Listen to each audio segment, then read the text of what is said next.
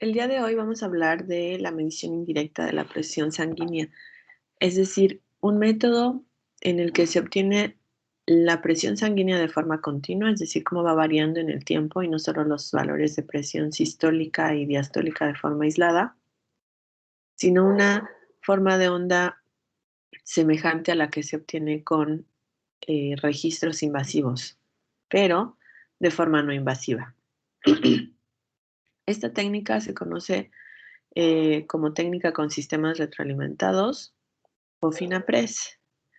Y básicamente en lo que se basa es que se va a tener o a considerar eh, la comparación con un volumen, de forma que vamos a incluir el concepto de pletismografía, que es medición de volumen. Y lo que se va a hacer es que se coloca un brazalete, muchas veces alrededor del brazo o de la muñeca, y lo que vamos a estar haciendo es comparaciones de volumen, ¿ok?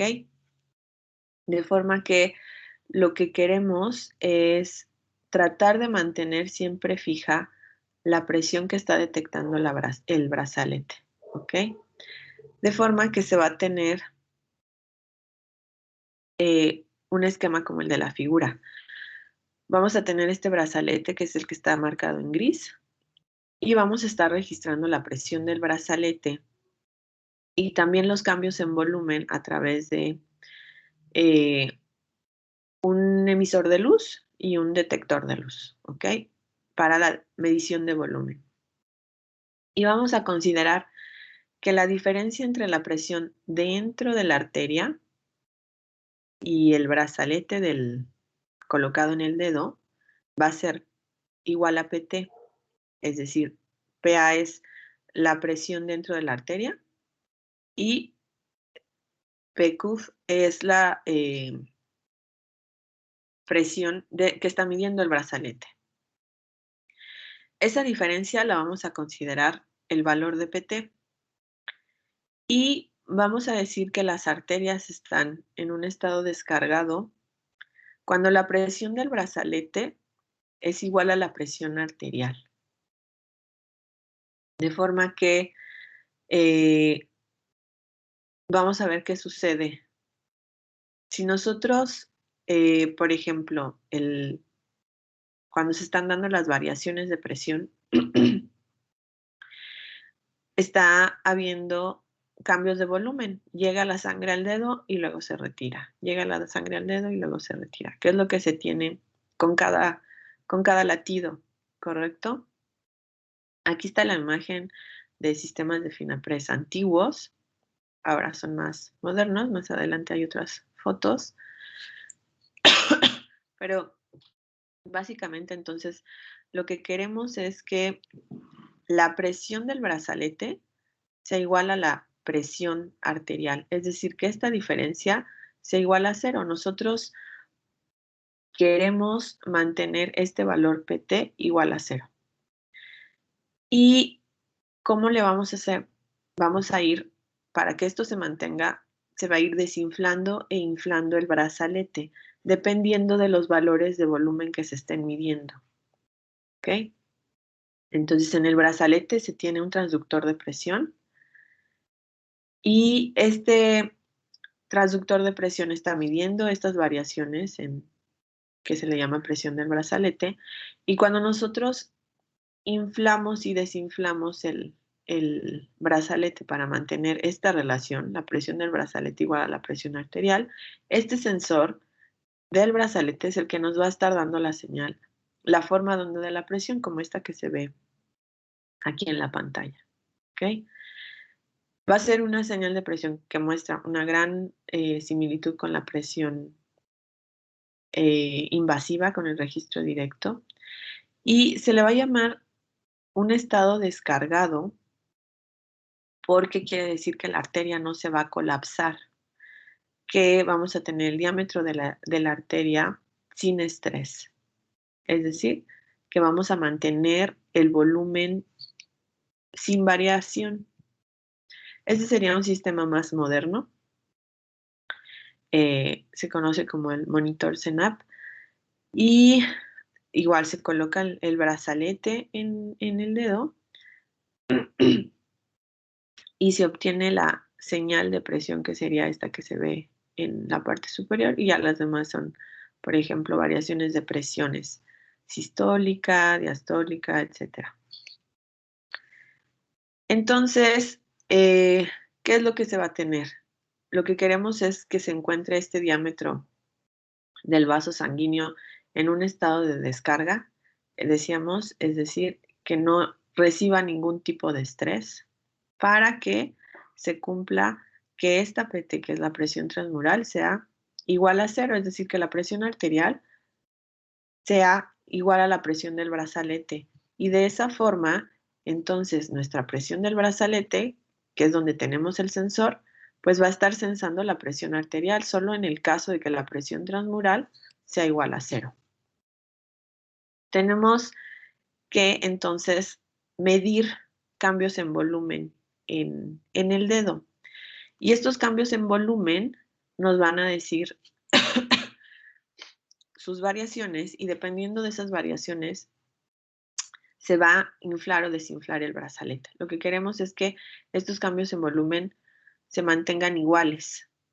Se va a hacer una comparación con un volumen de referencia, que lo que va a asegurar es que esta presión transmural sea igual a cero.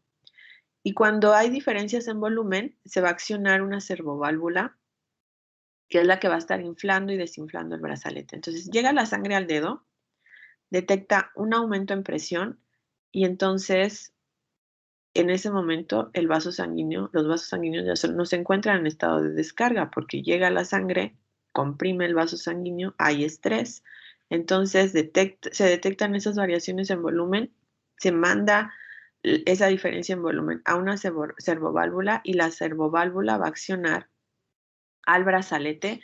¿Para qué? Para desinflarlo, ¿ok? Y que entonces las variaciones en volumen regresen a su valor de referencia. Ahora, cuando se queda el vaso sanguíneo, disminuye el volumen en los vasos sanguíneos, se detecta una diferencia en volumen y también se acciona una servoválvula. ¿Ahora para qué? Para inflar el brazalete y que la misma cantidad de volumen en los vasos sanguíneos se mantenga igual. Entonces, lo que se quiere es mantener siempre en las mismas condiciones los diámetros de los vasos sanguíneos, ¿ok? Y para eso se va a estar inflando y desinflando el brazalete dependiendo de las variaciones que se detectan en volumen a través de un pletismógrafo óptico, es decir, voy a tener un emisor de luz, ¿ok?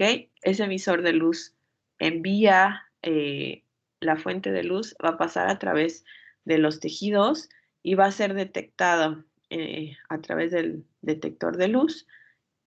Y esta variación de luz, debido a la transmisión a través de los tejidos, me va a dar variaciones de volumen. Entonces, en realidad lo que está sucediendo es, tengo el volumen detectado por el pletismógrafo óptico y tengo mi volumen de referencia. Se hace una diferencia entre estos volúmenes y esta diferencia va a estar accionando la servoválvula para inflar y desinflar el brazalete. Y esta medición de presión va a ser retroalimentada al volumen de pletismografía que se está midiendo. Y esto se está llevando de forma continua, es decir, el brazalete está inflando y desinflando básicamente ¿con qué? Con cada latido, ¿ok? Y de esa forma, entonces, la presión que yo mida en el brazalete, que es esta presión del brazalete, va a ser igual a la presión arterial, que es lo que queremos, medir la presión arterial, siempre y cuando la presión transmural se mantenga igual a cero, y eso se va a cumplir cuando no tengo ningún estrés sobre los vasos sanguíneos, están en estado de descarga, y eso lo voy a asegurar. ¿Cómo? Manteniendo una variación en volumen igual, volumen de pletismografía que sea, lo voy a estar comparando con un volumen de referencia. Y este volumen de referencia me va a estar asegurando que la presión transmural es igual a 0. El volumen vascular se va a mantener constante a presiones máximas y entonces la presión del brazalete se asume que es igual a la presión arterial. ¿Ok? Esto es lo que tenemos: el emisor de luz, el receptor de luz. La luz pasa a través de diferentes tejidos que van a cambiar sus características, y a través de el cambio de esas características yo voy a obtener mediciones en volumen, y lo que quiero es que estas mediciones en volumen se mantengan constantes, ¿ok? ¿Gracias a qué? A inflar y desinflar el brazalete. Entra al sistema de control, que es retroalimentado para la obtención de la medición de presión, que es exactamente lo que tenemos aquí, ¿ok? Esta retroalimentación hacia el medidor de volumen de plexismografía óptica. De forma que el diámetro de la arteria con el brazalete alrededor se va a mantener constante a pesar de los cambios en presión arterial latido a latido. ¿Cómo lo voy a mantener constante? Inflando y desinflando el brazalete. ¿Okay? De forma que el brazalete se está inflando y desinflando latido a latido porque el diámetro de las arterias se mantiene constante. Y esto, ¿cómo lo hago? Asegurando que el volumen se mantenga constante. Por eso necesito medir siempre, en todo momento, el volumen para que mi sistema funcione adecuadamente. Otro método sería el método, ahora hablando para mediciones indirectas y solo obtener el valor de presión sistólica y presión diastólica, sería un esfigmomanómetro automático o digital, ¿ok? En el caso pasado, en los sistemas retroalimentados o el FINAPRES, estoy obteniendo, es la única forma para obtener la señal de presión de forma no invasiva y de forma continua.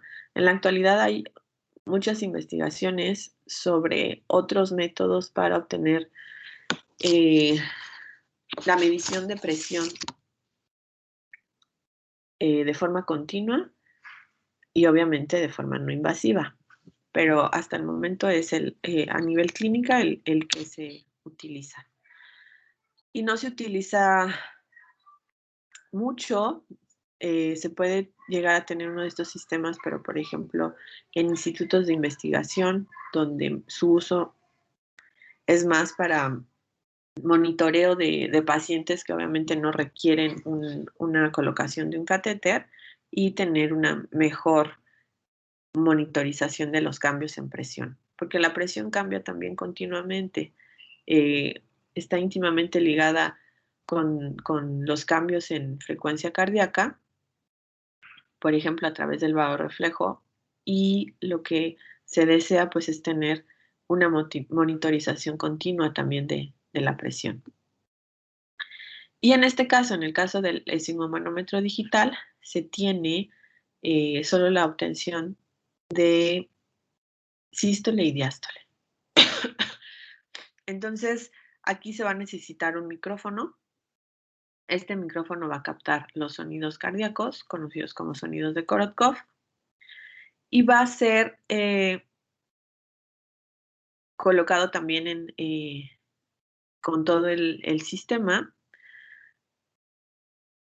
Y este micrófono va a ir conectado a un preamplificador y un filtro, un amplificador de potencia, y puede funcionar como una salida de audio. Pero la salida del preamplificador y del filtro, es decir, los sonidos cardíacos, van a pasar a un circuito conformador de pulsos y a un circuito de control, que lo que me va a decir es, recordemos cómo se mide la presión de forma manual. Entonces, cuando yo aumento la presión en el brazalete y luego la voy disminuyendo, empieza un momento en que se empiezan a escuchar los sonidos cardíacos y después desaparecen. Y entonces lo que voy a tener en este circuito conformador de pulsos es, por ejemplo, en el momento que se detecta la señal de audio, yo empiezo a generar, por ejemplo, un pulso cuadrado, ¿ok? Cuando no se escuchan los ruidos cardíacos, tengo una señal igual a 0. Cuando empiezan a escucharse los sonidos cardíacos, empiezo a generar un pulso cuadrado. Cuando dejan de escucharse, vuelvo a el 0, ¿ok? Entonces tengo aquí mi información de los sonidos cardíacos. Ahora, en el brazalete voy a tener un transductor de presión. De los más utilizados son transductores de inductancia variable, los LVDT. Y en ese caso, lo que voy a estar obteniendo es una señal modulada por la presión. ¿Okay? Entonces, a la salida de mi sensor, lo que voy a obtener es una señal modulada por la presión. Por eso necesito un demodulador y un amplificador. Después, a la salida de este demodulador y amplificador, ahora tengo un cambio de señal de analógico a digital. Y lo que va a estar sucediendo es que mi circuito de control va a controlar lo que almaceno en la memoria A y en la memoria B. En el momento que mi salida del micrófono, mi circuito conformador de pulsos, en el momento que yo tengo una señal igual a 0, lo que estoy haciendo es, por ejemplo, ir almacenando los valores en la memoria A. Cuando mi circuito conformador de pulsos lo que hace es dejar de tener como señal 0 y ahora, debido a que se escuchan sonidos de Korokov, tengo un pulso cuadrado, por ejemplo, entonces en ese momento dejo de almacenar en la memoria A, ¿ok? Entonces, cuando la presión de, obviamente, estos sonidos de cardíacos o sonidos de Korokov fueron ocurriendo debido a que yo empecé a inflar el brazalete. Entonces, empiezo a aumentar la presión del brazalete, ¿ok? Entonces, cuando la presión del brazalete es mayor que la presión sistólica, el micrófono no va a captar sonido y voy a ir almacenando en la memoria A. Cuando se va desinflando el brazalete y se empiezan a detectar sonidos cardíacos, entonces aparece el primer sonido de Korokov y lo que va a hacer el circuito de control es decir, deja de almacenar en la memoria A. Entonces, el último valor de la memoria A va a corresponder al primer sonido de Korokov, ¿ok? Y entonces va a corresponder al valor de mi presión sistólica, el último valor, ¿ok? Y entonces mi circuito de control le dice, deja de guardar en la memoria A y ahora guarda en la memoria B. Empieza a guardar en la memoria B. Y cuando se dejan de tener sonidos cardíacos, ¿ok? Lo que va a suceder es que mi circuito de controles le dice a la memoria B, deja de almacenar. Y entonces el último valor de la memoria B va a corresponder a la presión diastólica. Esto pasa a un multiplexor, a un decodificador. ¿Por qué a un decodificador? Porque a veces se almacena en un código BCD, que es decimal codificado en binario, y entonces se tiene que decodificar y después se visualiza, ¿ok? Y en realidad así es como funciona. Tengo entonces mi micrófono que va a detectar los ruidos cardíacos, los necesito para mi circuito de control y decir cuándo almaceno en A y cuándo almaceno en B, en las memorias A o B. El brazalete utiliza un transductor de inductancia variable. La salida es una señal eh, modulada por la señal de presión, ¿ok? De forma que en realidad con lo que yo me quedo es con la envolvente, pero para eso necesito demodular y después amplificar. Y esta salida del convertidor analógico digital la voy a ir almacenando en memoria A o memoria B de acuerdo a mi circuito de control que lo determinan los sonidos cardíacos. Y el último valor de la memoria A va a corresponder a la presión sistólica y el último valor de la memoria B va a corresponder a la presión diastólica. Y así es como funciona un esfigmomanómetro digital o automático, que son los que solo le oprimen un botón, empieza a inflar el brazalete, lo desinfla y les entrega los valores de presión sistólica, presión diastólica y, por ejemplo, también frecuencia cardíaca. ¿Ok? Relacionado con la medición de la presión sanguínea, pues tenemos la parte de la medición del pulso. ¿Ok? El flujo sanguíneo va a estar relacionado con la presión arterial mediante la ecuación de Poiseuille. La recordarán cuando vimos la parte del sistema mecánico catéter transductor.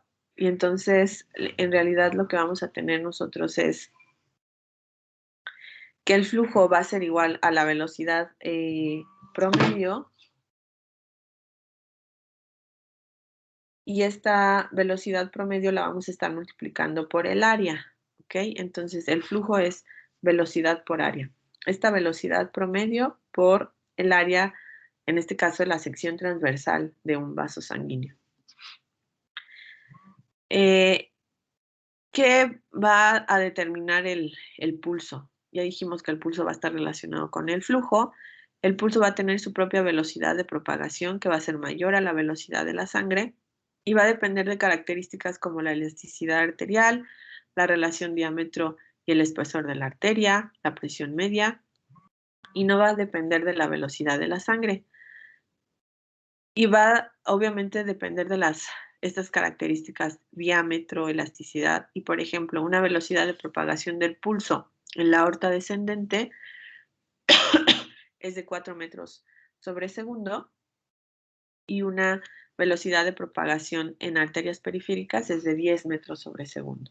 ¿Ok?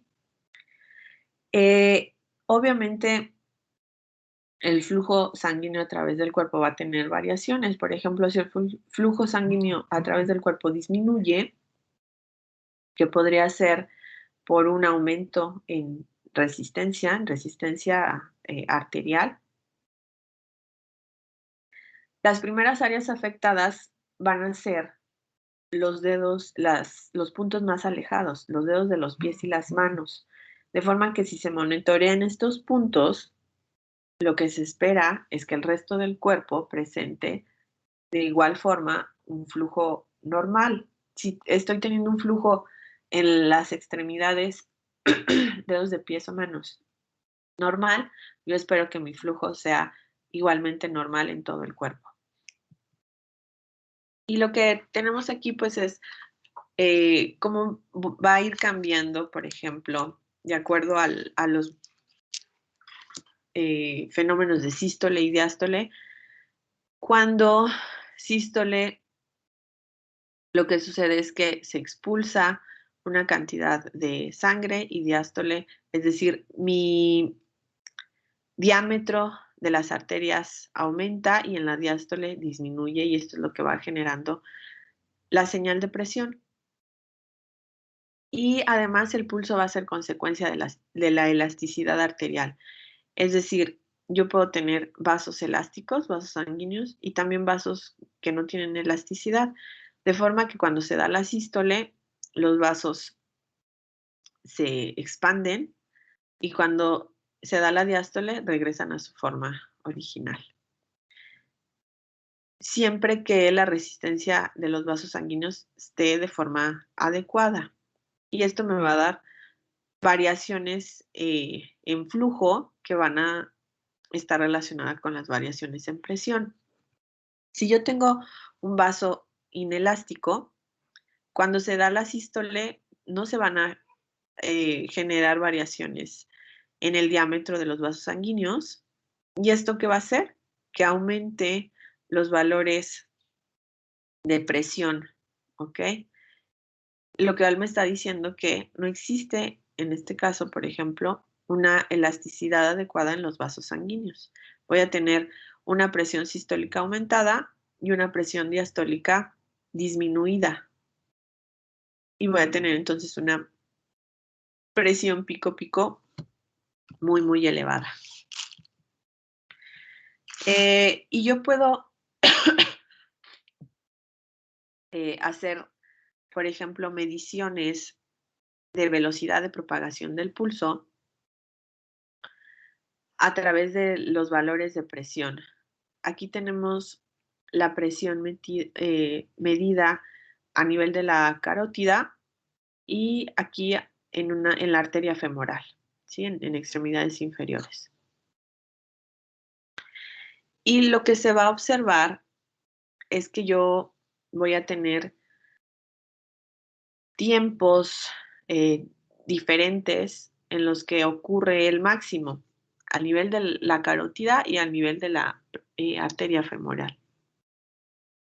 Porque van a estar estas arterias a una distancia diferente del corazón. Entonces, a partir de curvas de pulso o de presión que yo registre de forma simultánea en dos puntos que están a diferente distancia del corazón, yo puedo obtener la velocidad de propagación del pulso. ¿Cómo? Considerando estas distancias, una distancia 1, que es la distancia de la carótida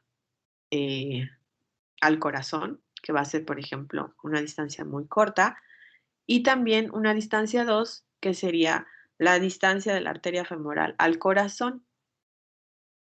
Y además tengo este desfasamiento en tiempo, este delta T, que va a ser o lo voy a tomar a partir del inicio del ascenso de la señal de presión. Tomo este punto como mi punto inicial, donde inicia el aumento de la señal de presión a nivel de la carótida y donde inicia el aumento de presión a nivel de la arteria femoral, que sería en este punto, mostrado por las líneas punteadas, y en este otro punto también mostrado por líneas punteadas, y tengo un delta T. Este es el desfasamiento. De forma que para obtener la velocidad de propagación del pulso, voy a hacer la distancia 2, que es una distancia mayor, menos la distancia 1 entre este delta T, que es el desfasamiento. Entonces tengo diferencias de distancias entre tiempo. Entonces tengo mediciones en longitud, metros o centímetros, entre tiempo, segundos o milisegundos, y eso me va a dar la velocidad de propagación del pulso. Cuanto menos elástica sea la pared arterial, lo que va a suceder es que mayor será la velocidad de propagación de pulso.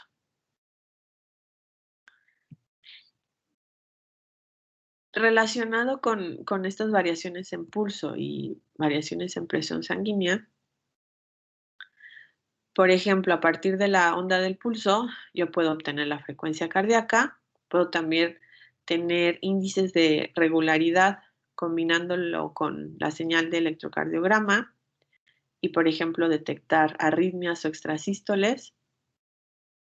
Puedo obtener la intensidad del pulso, que sería la diferencia entre la presión sistólica y diastólica, para tener una medida aproximada del volumen de eyección.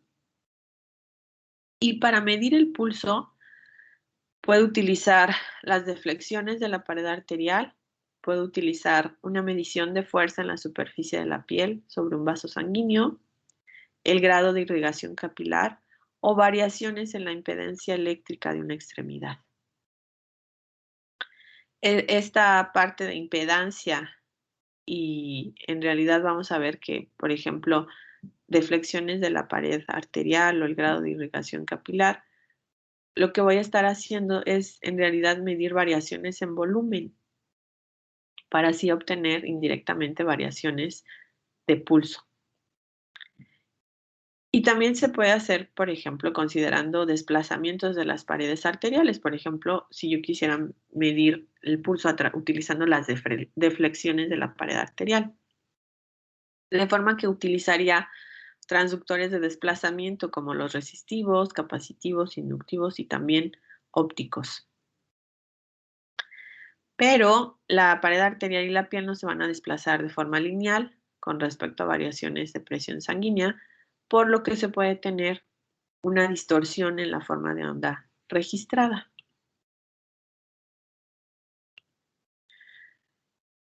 Este sería un método de medición de la fuerza aplicada por la pared arterial. Se tendría un transductor capacitivo. Recordemos que vamos a tener el valor de la capacitancia en función de la presión, donde K es una constante. Y si nosotros mantenemos una carga constante, podemos mantener el voltaje, que sería igual a estos valores de carga entre capacitancia. Esta sería una forma de detectar el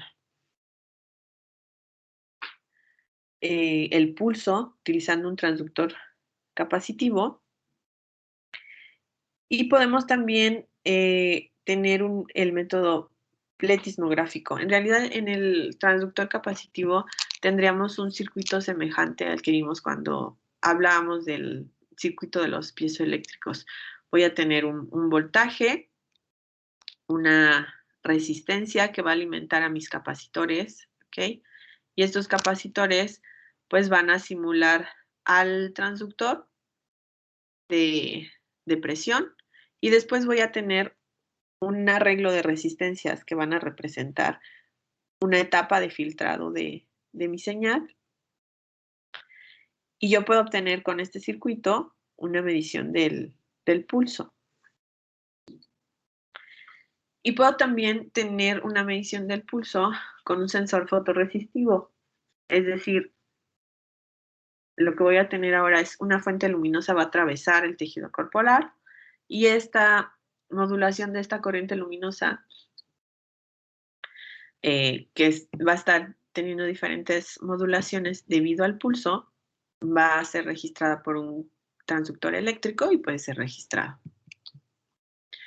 Esa sería una forma sencilla o simplificada de explicar cómo se hace con un sensor fotorresistivo. Tengo un emisor de luz, un LED, que sería mi fuente de luz, y tengo una fotorresistencia, ¿ok? El detector de la luz emitida. Esta fuente de luz va a iluminar la piel, que puede ser, por ejemplo, en el dedo o en la oreja, que yo puedo tener esta parte de emisor de luz y la fotocelda. Y la luz que recibe la fotocelda va a estar modificada por todos los tejidos por los que pasa la luz que envía el LED, ¿ok?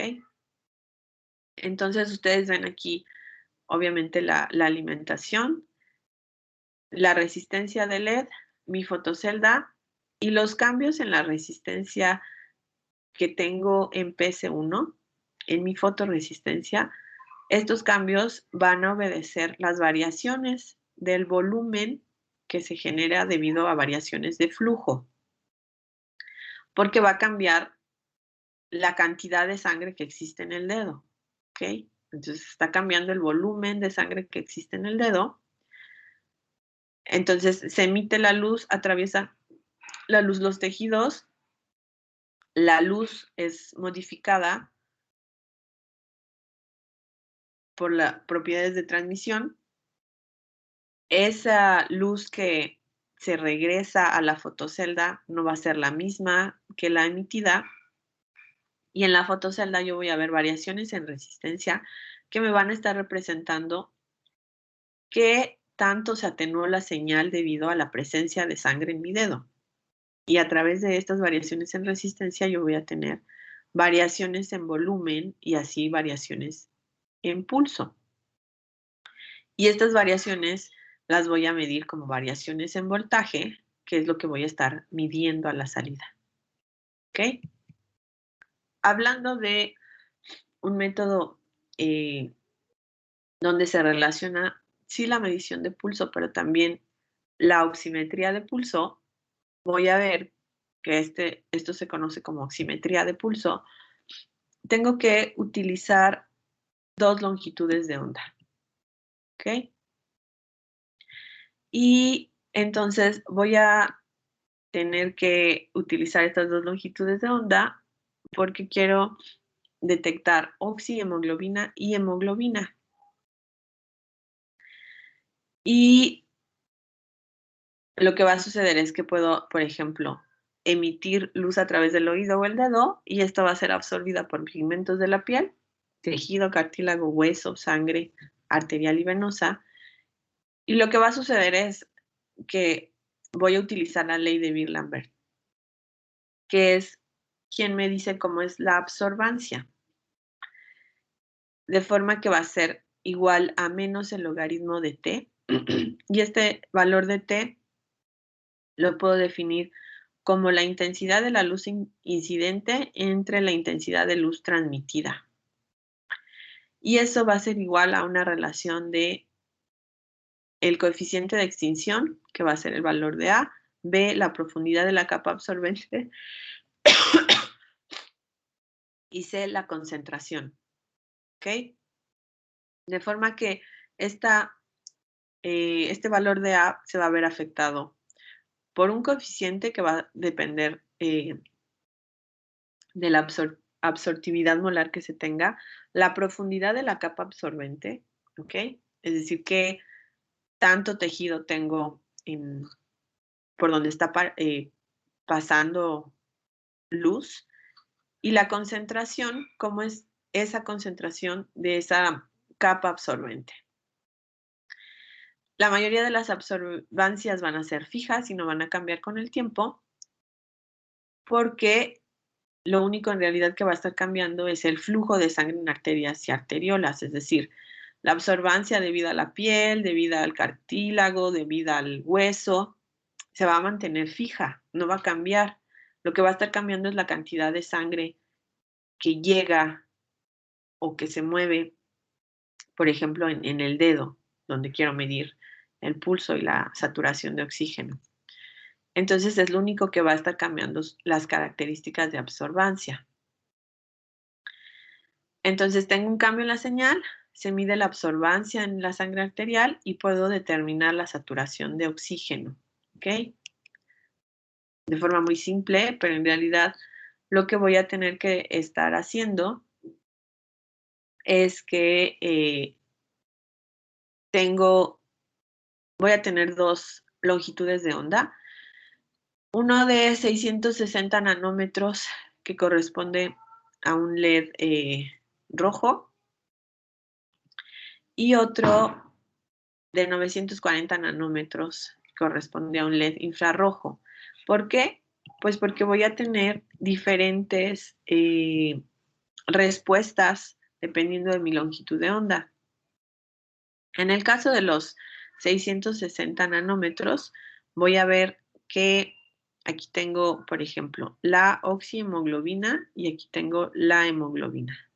En los 660 nanómetros voy a ver que lo que voy a estar en realidad favoreciendo es la detección de la hemoglobina a 660 nanómetros.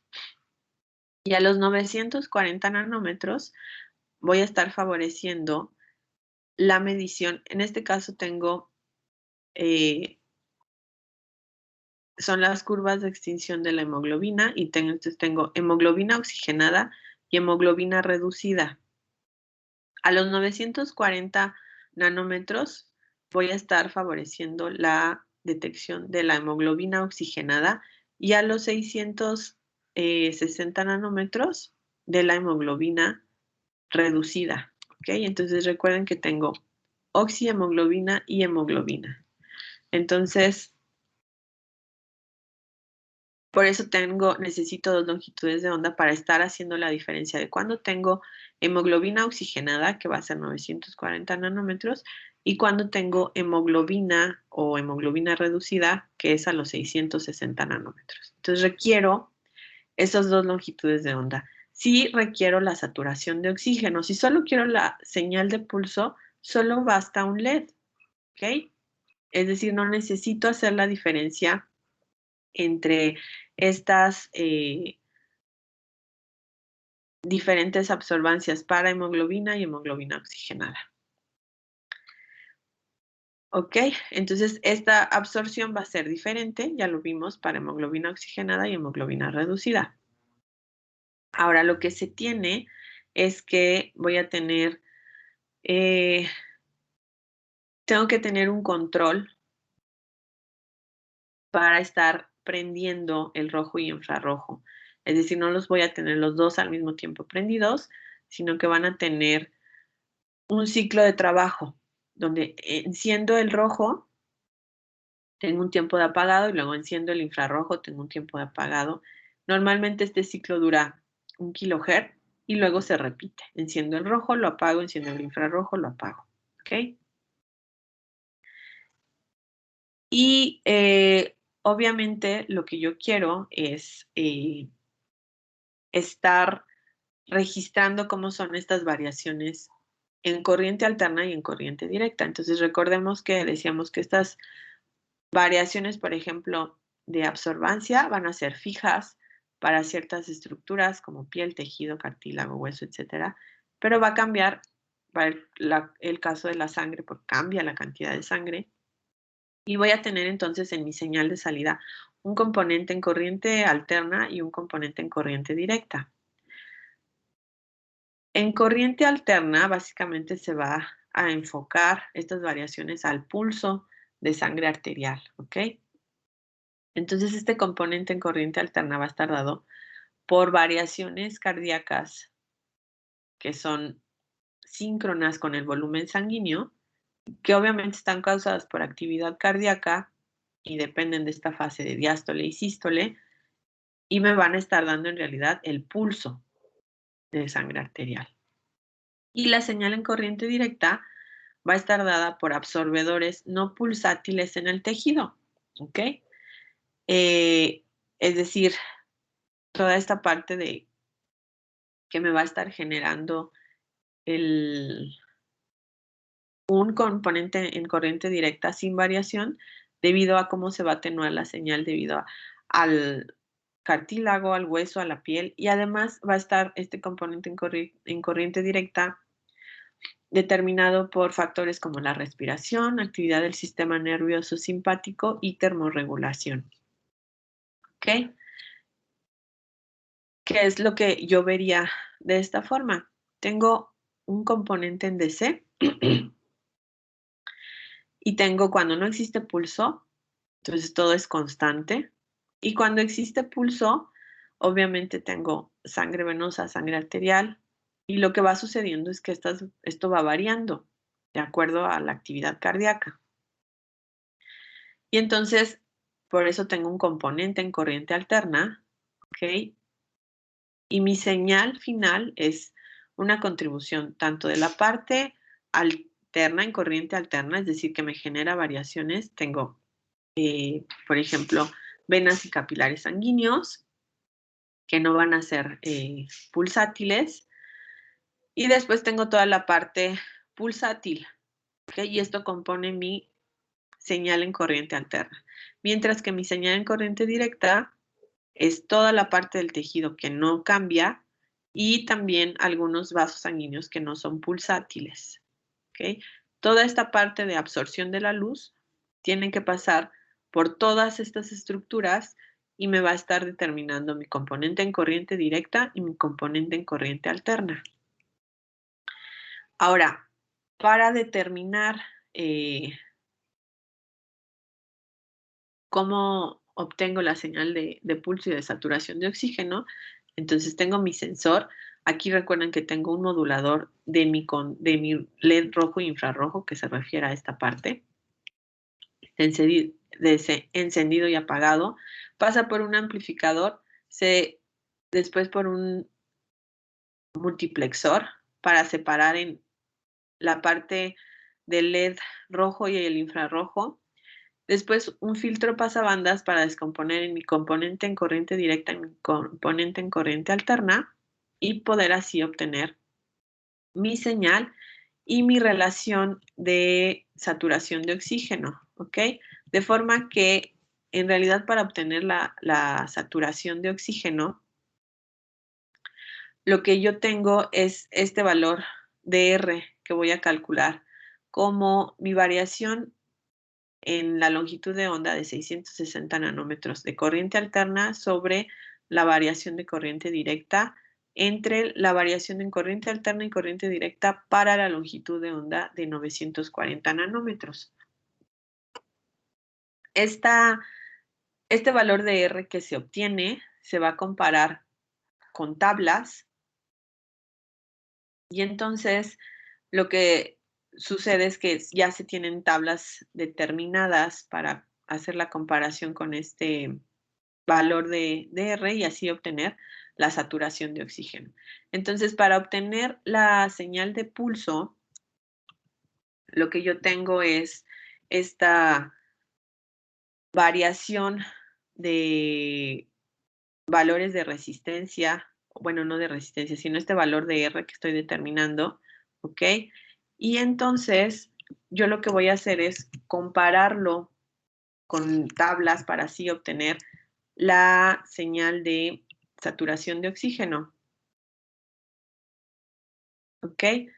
Entonces, puedo tener este valor de R determinado como las variaciones de corriente alterna para una longitud de onda y corriente directa, y corriente alterna y corriente directa para otra longitud de onda, o puedo tener también este valor de R determinado, no es resistencia, solo es un cociente, lo puedo determinar también de otra forma.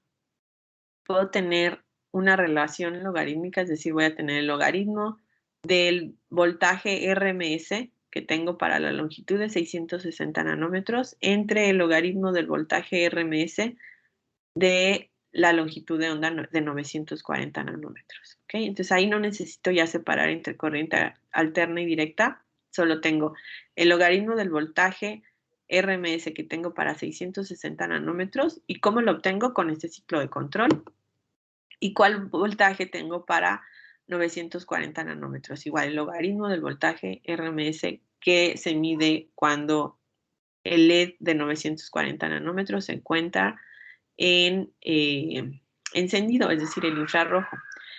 Y mi valor de saturación de oxígeno va a ser determinado a través de tablas y va a ser una relación que es igual a un valor determinado que se conoce a partir de tablas es A menos la multiplicación de otro factor por este valor de R que estoy determinando. ¿Ok? Entonces, esta relación de variaciones en rojo e infrarrojo lo voy a comparar con una tabla que se conocen como curvas de calibración que se obtienen de sujetos sanos a los que se les midió la saturación de oxígeno en diferentes niveles y de esa forma se obtiene el valor de saturación de oxígeno.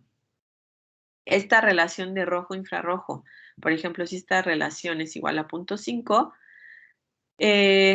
generalmente se aproxima a una saturación del 100%. Si tengo una relación de 1 a un 82%, si tengo un radio de 2, es un 0%.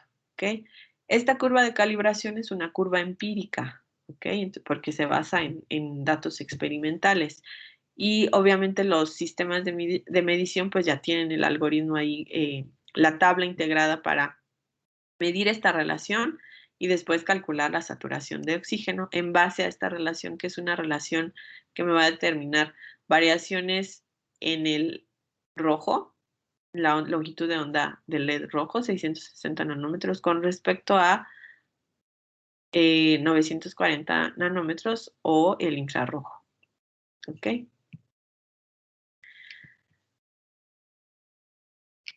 Esa sería una forma, es decir, yo tengo mi ciclo de trabajo y mido el voltaje, este voltaje RMS a 660 y 940 nanómetros y se calcula la saturación de oxígeno.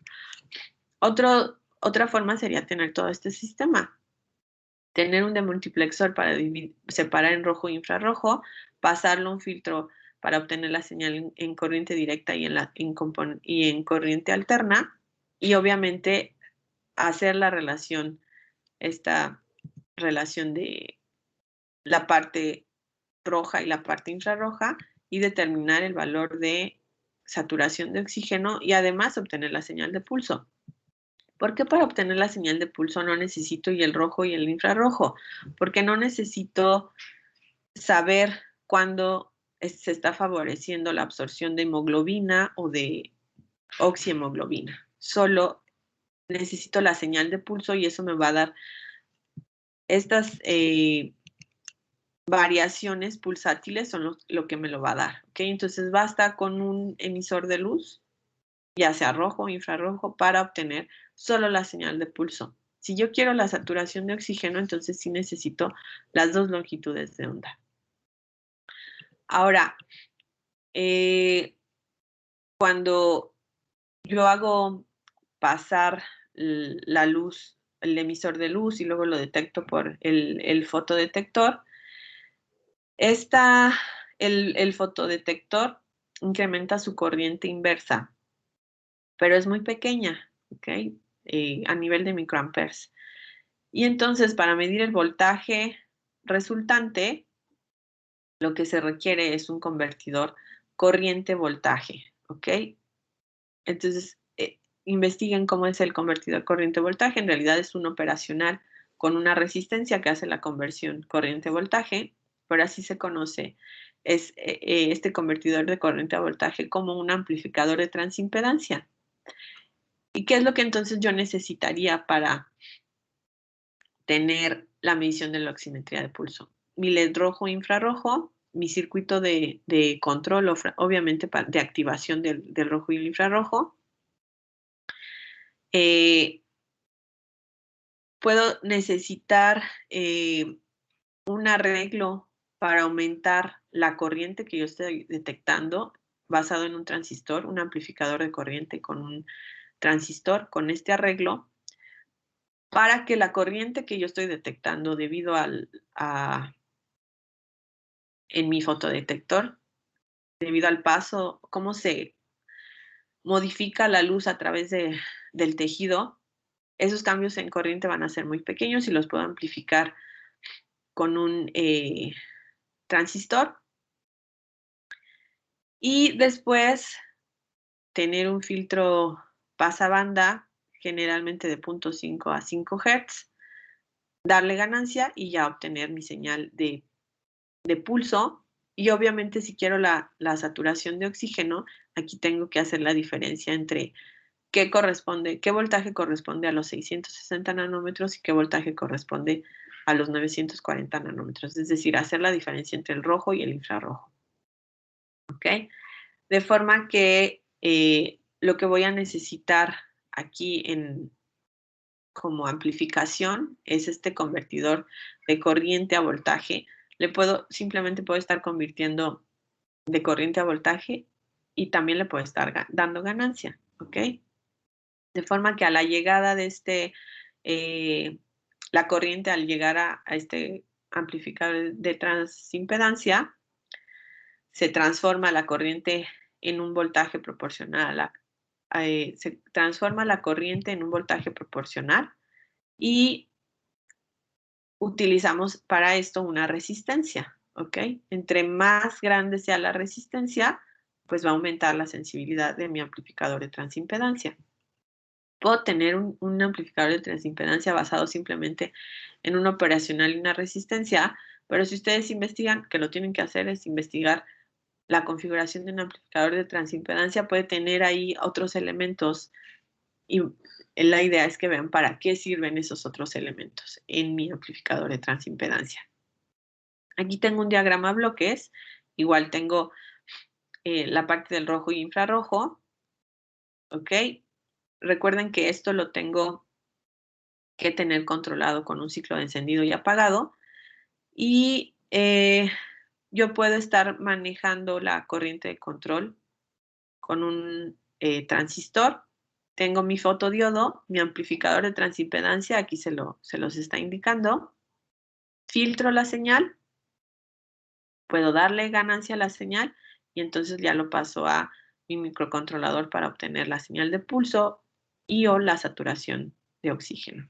Cuando tengo rojo y infrarrojo, obviamente voy a obtener o requiero obtener la saturación de pulso. Si solo necesito la señal de saturación de oxígeno, perdón. Si solo necesito la señal de pulso, no requiero rojo infrarrojo. Solo necesito un emisor de luz y un detector de luz, una fotorresistencia, un fotodiodo, ¿sí? Y esto es entonces la forma en la que ustedes construirían un sistema para detectar la señal de pulso y calcular la saturación de oxígeno, que se conoce todo como oximetría de pulso. Tengo mis emisores de luz, ¿ok? En este caso, por ejemplo, aquí solo tengo indicado el LED infrarrojo, necesitaría otro rojo. Tengo mi fototransistor.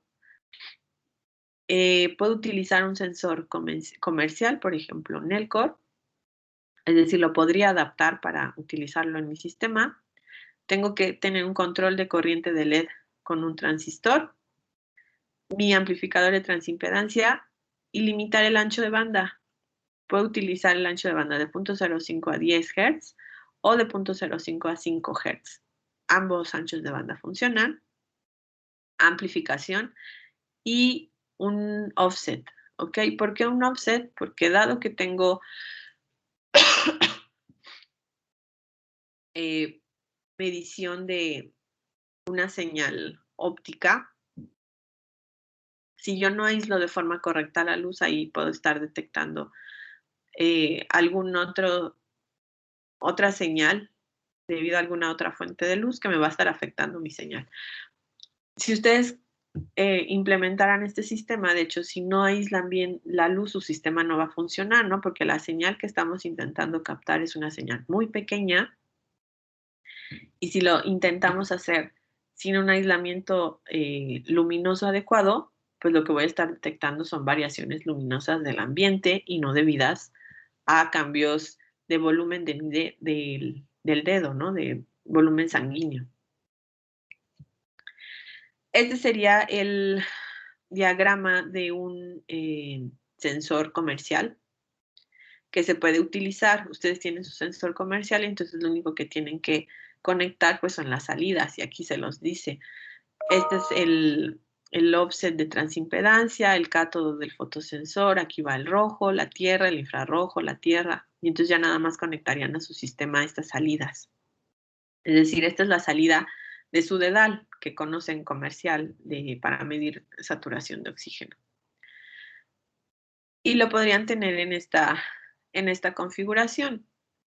Aquí tienen, eso es lo que van a tener. Esta es a esto se refiere el offset de transimpedancia, el cátodo del fotosensor, obviamente su salida de transimpedancia.